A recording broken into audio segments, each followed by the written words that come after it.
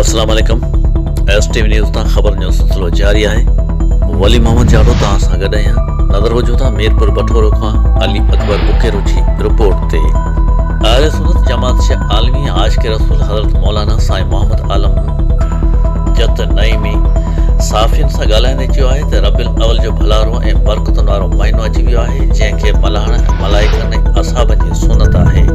हुन चयो त असां मुस्लमान भाॻनि वारा आहियूं, अलाह जे प्यारे महबूब जा उम्मती आहियूं, जेको 1,24,000 नबियनि जो इमाम ऐं सरदार आहे।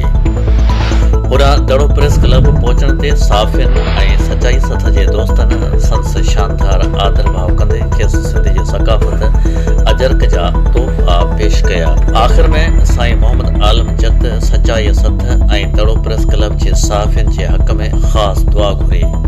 उन मौक़े ते मरकज़ी जामे मस्जिद दड़ो जो ख़तीब मौलाना साईं सुलेमान मेंदरो, हाजी मोहम्मद सालेह कच्छी मेमण, हाफ़िज़ एजाज़ सुमरो, दड़ो प्रेस क्लब जे सदर हबीबुल्ला मेमण, ग़ुलाम मुस्तफ़ा मक्सी, मल्क हनीफ़ बिकक, आज़ाद ज़ुहैब मेमण, मौलाई मुमताज़ सोढो, नकाश मेमण, समीउल्ला मेमण, मुख्तियार खोखर, सैफुल्ला मक्सी, अयूब मक्सी, हफ़ीज़ सुमरो, सुमेर मेमण ऐं ॿिया पिणु मौजूदु हुआ।